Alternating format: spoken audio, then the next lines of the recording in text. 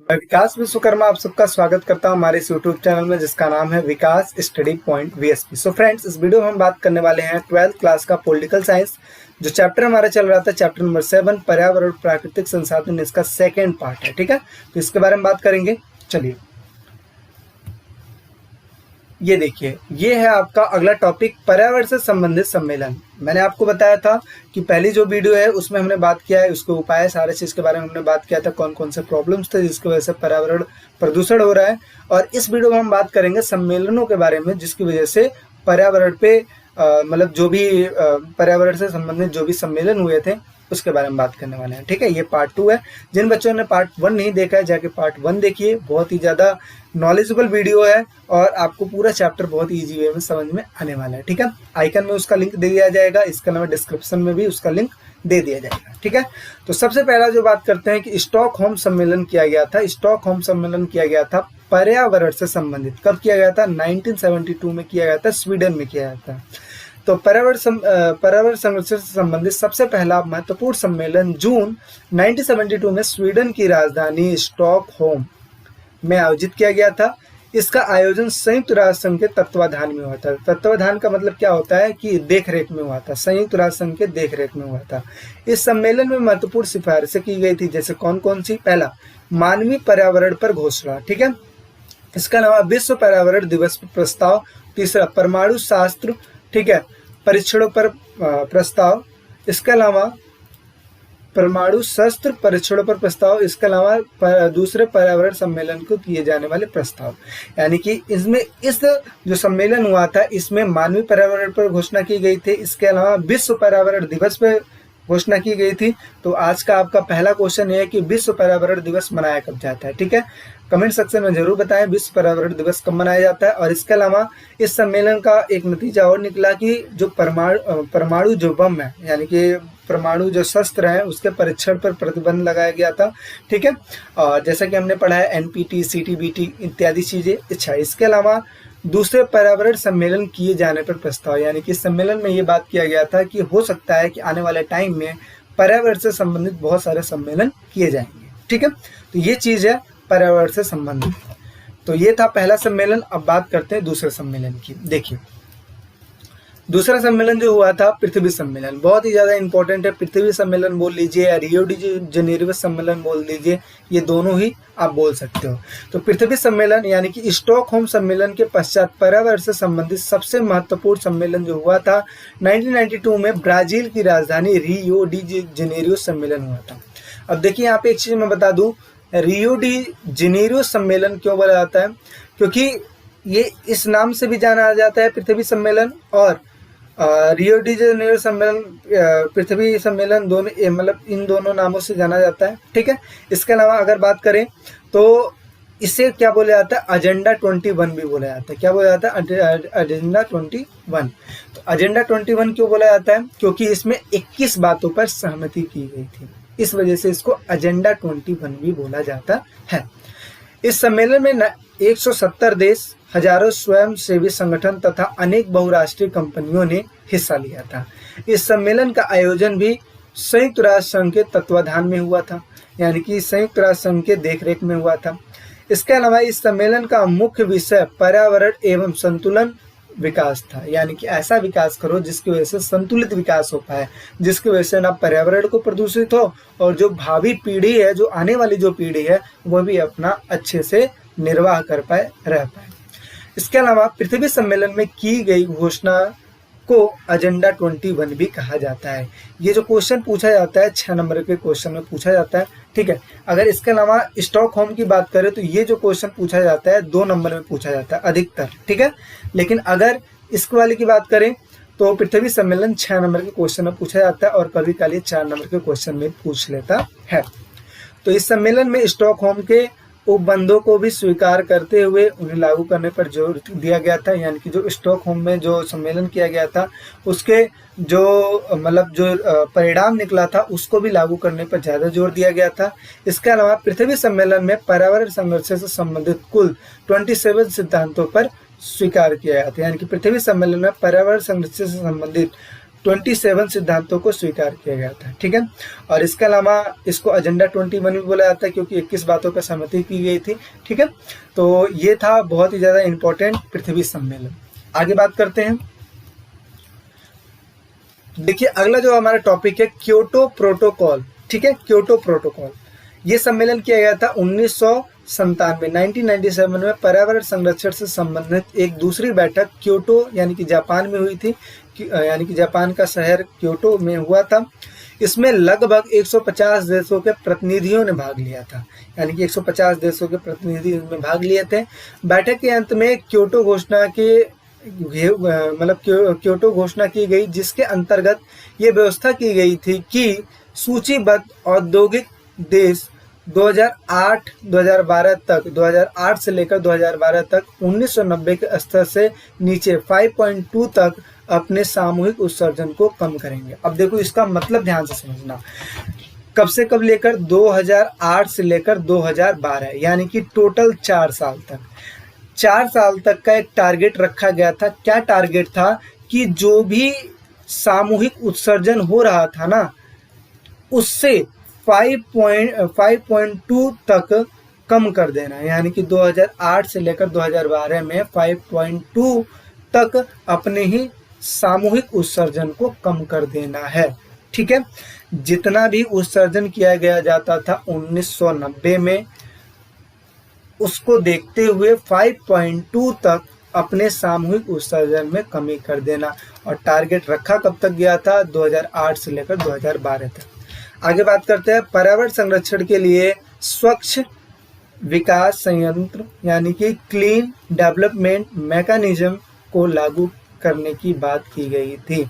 ठीक है, यानी कि जो मशीन्स वगैरह होते हैं, जो स्वच्छ विकास मतलब जिसकी वजह से वो टेक्नोलॉजी जिसकी वजह से जो विकास होता है, जो स्वच्छ होता है, उन सब चीज़ों को यूज करने की बात हुई थी।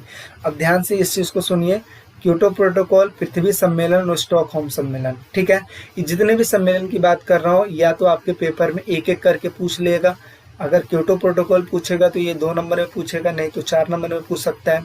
ठीक है, अदरवाइज आपसे क्वेश्चन में ये पूछ सकता है कि पर्यावरण से संबंधित कितने सम्मेलन किए गए थे, कोई 3 लिखिए, ऐसे करके पूछ सकता है। ठीक है, तो इस वजह से आप इन चीज़ों को ध्यान से पढ़िए। आगे बात करते हैं।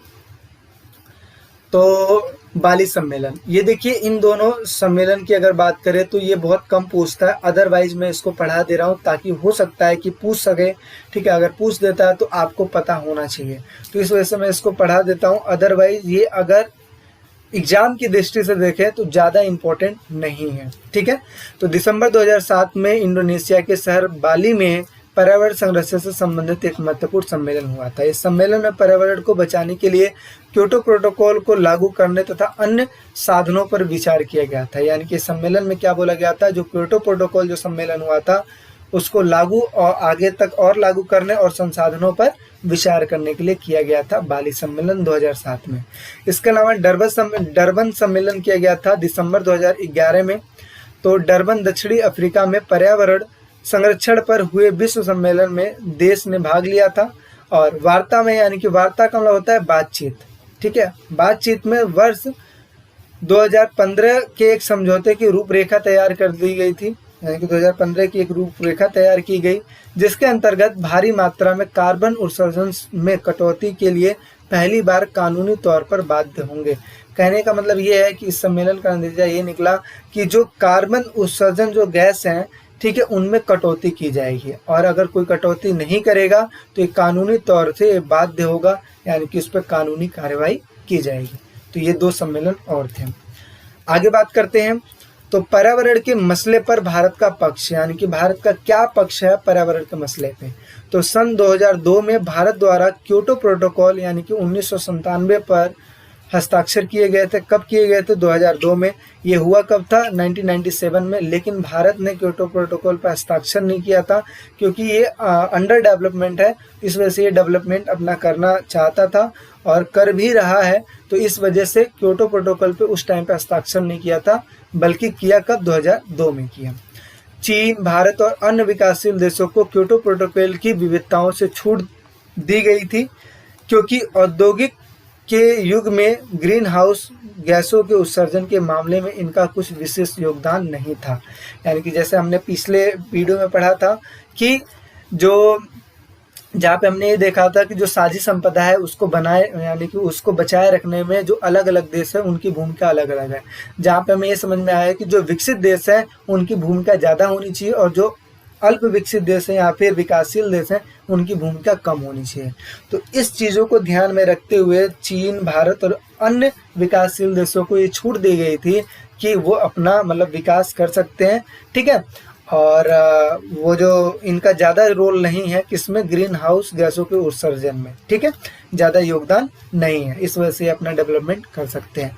लेकिन एक चीज़ और बताया जाता है, लेकिन कुछ आलोचकों का मानना है कि विकासशील देशों सहित भारत और चीन भी शीघ्र ही ग्रीन हाउस गैसों के उत्सर्जन के मामले में विकसित देशों जैसा सामने आएगा। यानी कि जैसे विकसित देश यूज कर रहे थे ग्रीन हाउसों का, उस हिसाब से कुछ टाइम बाद क्या होगा कि जो विकासशील देश है और जो भारत और चीन है वो भी इनकी श्रेणी में आ जाएगा। क्यों? क्योंकि ये भी बहुत ज़्यादा बढ़ चढ़ के ग्रीन हाउस गैसों का यूज कर रहे हैं, ठीक है। आगे बात कर रहे हैं भारत का ग्रीन हाउस गैस में उत्सर्जन क्या है। 2002 तक भारत का प्रति व्यक्ति उत्सर्जन कितना था, 0.9 टन था। लेकिन अगर 2030 की बात करें तो अनुमान लगाया जाता है कि ये बढ़कर कितना हो जाएगा, 1.6 टन प्रति व्यक्ति हो जाएगा, ठीक है। तो ये तो पर्यावरण के मसले पर भारत का पक्ष। अब आगे बात करते हैं कि भारत ने पर्यावरण के समस्या को देखते हुए विभिन्न सुधार किए। क्या क्या सुधार किए अपने देश में, तो देखिए भारत ने अपनी नेशनल ऑटो फ्यूल पॉलिसी के तहत वाहनों के लिए स्वच्छता ईंधन की जरूरत मतलब जरूरी कर दी। यानी कि जो भी फ्यूल यूज होगा वो क्या होगा, स्वच्छ होना चाहिए, जिसकी वजह से पर्यावरण प्रदूषित ना हो। जैसे कि आप देख रहे हो सीएनजी गैसों का यूज हो रहा है अधिकतर, ठीक है, जिससे पर्यावरण को कम नुकसान होता है। आगे ऊर्जा संरक्षण अधिनियम 2001 में पारित हुआ था, ठीक है, जो कि भारत ने पारित किया था। आगे 2003 में बिजली अधिनियम को बढ़ावा दिया गया था। आगे हाल ही में प्राकृतिक गैस के आयात स्वच्छ कोयले के उपयोग पर आधारित प्रौद्योगिकी को अपनाने की ओर अग्रसर हो रहा है। यानी कि जो प्राकृतिक जो गैस हैं जिनकी वजह से पर्यावरण को कम नुकसान हो रहा है उन गैसों का आयात करना, इसके अलावा स्वच्छ कोयलों का उपयोग करना जिसकी वजह से पर्यावरण प्रदूषण क्या हो, कम हो। आगे बात करें, भारत बायोडीजल से संबंधित एक राष्ट्रीय मिशन चलाने की तैयारी में है। बायोडीजल ये डीजल का एक रूप है जो कि बहुत ही अच्छा है, जिसकी वजह से पर्यावरण प्रदूषित बहुत कम होता है या होता ही नहीं है, ठीक है। इसके अलावा जैसे कि हमें पता है भारत में सबसे ज़्यादा डीजल चल रहा है, बायोडीजल की कमी है तो डीजल चल रहा है। तो डीजल तो एक तरीके से पर्यावरण को बहुत ही ज़्यादा प्रदूषित करता है, ठीक है। तो इसके लिए बायोडीजल के लिए भारत ने क्या चलाया है, राष्ट्रीय मिशन चलाने की तैयारी में। आगे सीएनजी का उपयोग करता है, जैसे कि आप देखते हो कई सारी गाड़ियों में, बहुत सारी गाड़ियों में सीएनजी का यूज होता है। एक तो इसका रेट भी कम होता है, दूसरा माइलेज भी ज़्यादा देता है, ठीक है। आगे स्पीड ऑयल का उपयोग होता है जिसकी वजह से पर्यावरण कम प्रदूषित होता है, तथा तरह तरह के जो पर्यावरण से संबंधित जो फैसले होते हैं वो करता है भारत। स्वच्छ भारत अभियान जैसे कार्यक्रम भी चलाते हैं। स्वच्छ भारत अभियान जिसकी वजह से आप देखते हो जगह जगह पे सफाई का अभियान चला था, जिसकी वजह से पर्यावरण प्रदूषित कम हुआ था।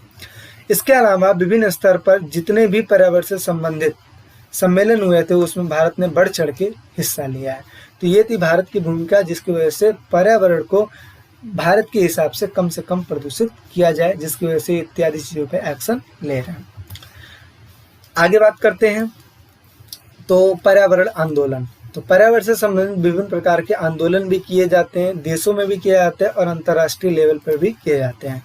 ऐसे लोग जो पर्यावरण के प्रति सचेत और जागरूक हैं, जो पर्यावरण को प्रदूषित होने से बचाना चाहते हैं, वे समय समय पर पर्यावरण से संबंधित कई सारे आंदोलन किए हैं। ऐसे आंदोलन राष्ट्रीय और अंतर्राष्ट्रीय दोनों स्तर पर चलाए गए हैं। आज पूरे विश्व में पर्यावरण आंदोलन महत्वपूर्ण आंदोलनों में से एक है, ठीक है। ये जितने भी आंदोलन होते हैं उनमें से जो पर्यावरण आंदोलन है बहुत ही ज़्यादा इम्पोर्टेंट है। ये आंदोलन अलग अलग देशों में अलग अलग मुद्दों पर चलाए गए हैं। तो जैसे वनों की कटाई के लिए भारत में वनों की कटाई के लिए आंदोलन चलाए गए थे, इसके अलावा इंडोनेशिया में चलाए गए थे। खनन के खिलाफ आंदोलन चलाए गए थे, दक्षिणी गोलार्ध में चलाए गए थे। ठीक है, बांध के खिलाफ आंदोलन चलाए गए थे, कहाँ पे? ऑस्ट्रेलिया और भारत में। नर्मदा बचाओ या नर्मदा सरोवर बांध जो बनाया जा रहा था उस टाइम पे बांध के खिलाफ भारत में आंदोलन चलाया गया था। ये सारा चीज हम पढ़ेंगे। ठीक है, ये आपका टॉपिक है, धीरे धीरे करके हम पढ़ेंगे, इस चैप्टर में नहीं लेकिन आने दूसरी बुक में चैप्टर है आपका, उसमें इन सभी चीजों के बारे में हम पढ़ेंगे। आगे बात करते हैं संसाधनों की भू राजनीति। भू राजनीति इसके बारे में समझते हैं। इस संसार में विभिन्न स्थानों पर विभिन्न प्रकार के संसाधन हैं, जैसा कि हमें पता है। इन संसाधनों को लेकर झगड़े अतीत से चले आ रहे हैं, यानी कि संसाधनों को लेकर जो झगड़े हैं अतीत से ही चले आ रहे हैं।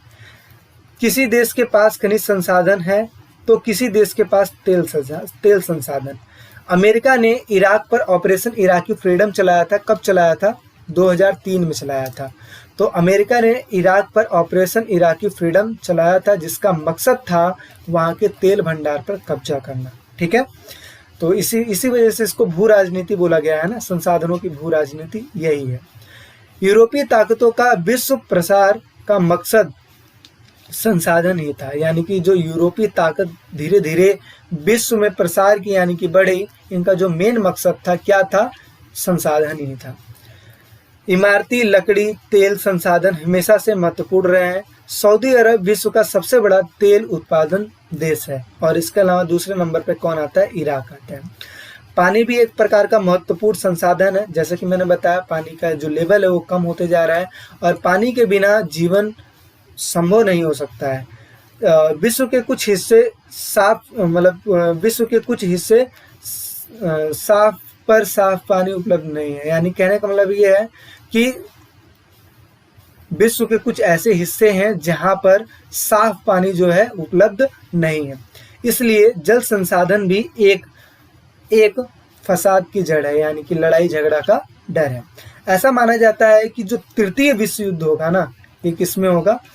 पानी से रिलेटेड। तृतीय विश्व युद्ध होगा पानी से रिलेटेड होगा। ठीक है, और 1950 से 60 के दशक में तुर्की, सीरिया, इराक के बीच फरात नदी को लेकर, ठीक है, फरात नदी को लेकर विवाद था। तो ये जैसा कि हम समझ सकते हैं एग्जाम्पल के तौर से कि 1950 से 60 के दशक में तुर्की, सीरिया, इराक के बीच में जो एक विवाद हुआ था फरात नदी के कारण हुआ था। ठीक है, जो कि पानी के ऊपर बेस है। तो आप समझ सकते हो इतनी सारी चीजें हैं जो संसाधन है। ठीक है, ये संसाधनों की भू राजनीति होती है, और अगर इन संसाधनों का हम अच्छे से उपयोग नहीं करेंगे तो आने वाले टाइम में इनकी बहुत ज़्यादा शॉर्टेज होगी, और जिसकी वजह से इसका भुगतान का सामना करना पड़ेगा, नुकसान का सामना करना पड़ेगा सभी को। ठीक है, आगे बात करते हैं यूनेप। UNEP क्या है? देखिए यूनेप ये फुल फॉर्म में पूछ सकता है। ठीक है, और इसके अलावा इसके कार्य लिखिए। अगर ये पूरा पूछता है तो ये 2 नंबर में पूछेगा, अगर UNEP के बारे में पूछेगा तो ये 1 नंबर में पूछेगा, जहाँ पे इसके फुल फॉर्म के बारे में बात की जाएगी। तो यूनेप यानी कि इसको हिंदी में बोल लेते हैं संयुक्त राष्ट्र पर्यावरण कार्यक्रम, यानी कि यूनाइटेड नेशनल इन्वायरमेंट प्रोग्राम। ठीक है, तो इसके कार्य क्या होते हैं? कार्य पर्यावरण का वैज्ञानिक ज्ञान एवं सूचना को बढ़ावा देना, इसके अलावा महासागरों एवं सागरों के बचाव के लिए कार्य करना, यूनेप का काम होता है। ठीक है, इसके अलावा ये देखो मैंने 2 नंबर में बताया, तो इस चीज को याद कर रखे। एक तो फुल फॉर्म इसका, और दूसरा है कार्य के बारे में।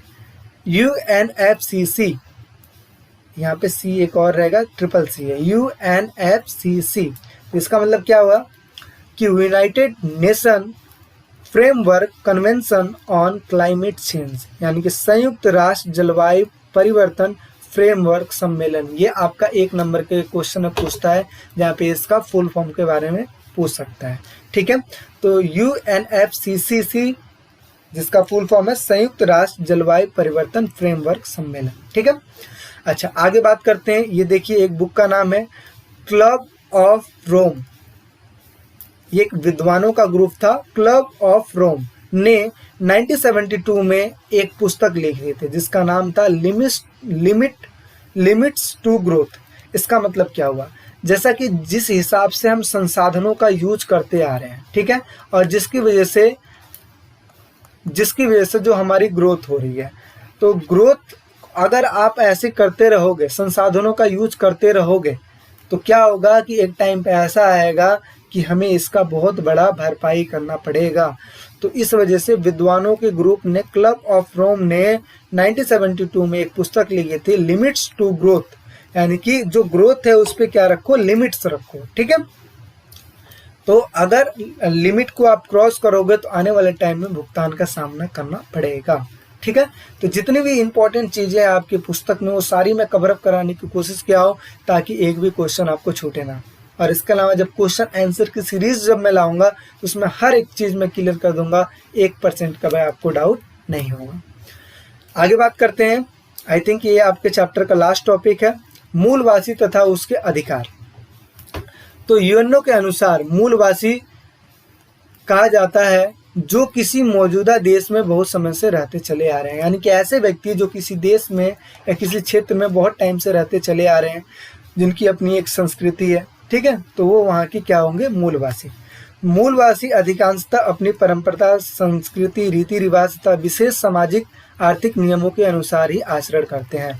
जो मूलवासी होते हैं इनकी अपनी एक संस्कृति, रीति रिवाज, विशेष सामाजिक आर्थिक नियम होते हैं और उन्हीं के अनुसार ही क्या करते हैं, अपना जीवन निर्वाह करते हैं। ठीक है, अच्छा आगे चल के क्या होता है कि कोई देश अगर इस पे आक्रमण कर देता है तो यहाँ के मूल निवासियों को टॉर्चर करने लगता है। जैसे कि हमें पता है कि जो भारत है 200 साल तक गुलाम रहा, तो वो ब्रिटिश सरकार इस पे कब्जा कर गए थे, अंग्रेजों का राज था। तो अंग्रेज तो यहाँ के मूल निवासी नहीं थे, लेकिन भारतीय यहाँ पे जो रहने वाले लोग थे वो यहाँ के मूल निवासी थे। लेकिन इसके बावजूद ब्रिटिश सरकार जो थी अपनी संस्कृति लादने की कोशिश कर रही थी। ठीक है, तो मूलवासी आप समझ सकते हो कि जो भी व्यक्ति किसी मौजूदा जगह पे बहुत टाइम से रहते आ रहे हैं वहाँ का मूलवासी होगा। अब मूलवासियों के कुछ अधिकार होते हैं, जैसे कई बार कोई दूसरा देश इस पे कब्जा कर लेता है, तो इसकी वजह से वहाँ के जो मूलवासी हैं उनका जो अधिकार होता है, अधिकारों का हनन होने लगता है। ठीक है, तो जिसकी वजह से उनके अधिकारों का हनन हो रखा होता है। ठीक है, तो अब देखते हैं मूलवासियों के अधिकार। तो विश्व में मूलवासियों को बराबरी का दर्जा प्राप्त हो। पहला अधिकार यह है कि विश्व में सभी को, जितने भी मूलवासी हैं सभी को बराबरी का दर्जा प्राप्त हो। अब देखिए यहाँ पे जो आदिवासी लोग होते हैं, आदिवासी जो अधिकतर जंगलों में निवास करते हैं, उनको समान अधिकार प्राप्त नहीं है। क्यों? क्योंकि उनके पास सुविधाएं पहुंचती ही नहीं है। तो इस वजह से इनको भी मतलब समान अधिकार पाने का मतलब दर्जा होना चाहिए। आगे, मूलवासियों को अपनी स्वतंत्रता पहचान रखने वाले समुदाय के रूप में जाना जाना चाहिए। इसके अलावा मूलवासियों के आर्थिक संसाधनों का अत्यधिक दोहन न किया जाना चाहिए। अब मूलवासी जो है, आदिवासी जो है, अब जैसे आदिवासी का एग्जाम्पल ले लो, आदिवासी जो है जंगलों में रहते हैं। अब जंगल में जाके पेड़ों को काटोगे तो ये आदिवासी कहाँ जाएंगे? तो इसकी वजह से इनके संसाधनों का दोहन हो रहा है ना, तो ये दोहन न किया जाना चाहिए। आगे, देश के विकास से होने वाला लाभ मूलवासियों को भी मिलना चाहिए। जितना भी देश में जो लाभ होता है उसका जो लाभ जो है वो सभी जितने भी समुदाय हैं सभी को एक बराबर मिलना चाहिए। ठीक है, तो ये थे मूलवासियों के अधिकार और ये मूलवासी का डेफिनेशन। तो आई होप सारी चीज़ें आपको समझ में आई होगी। ये है आपका चैप्टर का पूरा इंट्रोडक्शन, जहाँ पे मैंने हर एक चीज़ बारीकी से समझाने की कोशिश की है और थोड़ा सा जल्दी पढ़ाया हूँ, वो इस वजह से क्योंकि जितना ज़्यादा मतलब डीप में जाऊँगा उतनी ज़्यादा वीडियो लेंदी होगी। ठीक है, तो इस वजह से शॉर्ट यानी कि सिंपल तरीक़ों से मैं समझाने की कोशिश किया हूँ ताकि सारी चीज़ समझ में आ जाए। इसके बावजूद भी अगर आपके माइंड में या आपको लगता है कि डाउट है, देन आप कमेंट सेक्शन में कमेंट कीजिए, मैं हर एक चीज़ का सॉल्यूशन प्रोवाइड करूँगा। बाकी वीडियो कैसी लगती है लाइक करें, ठीक है, लाइक करके इस चीज़ को बताएं। ठीक है, कमेंट सेक्शन में बता सकते हैं। इसके अलावा इसको शेयर कीजिए ज़्यादा से ज़्यादा बच्चों के पास और इस चैनल को सब्सक्राइब कर लीजिए ताकि मोटिवेशन हमारा मजबूत हो और विभिन्न प्रकार की इस टाइप की वीडियो आपके पास पहुंचती रहे। बाकी मिलते हैं नेक्स्ट वीडियो में, अभी के लिए बाय बाय, टेक केयर।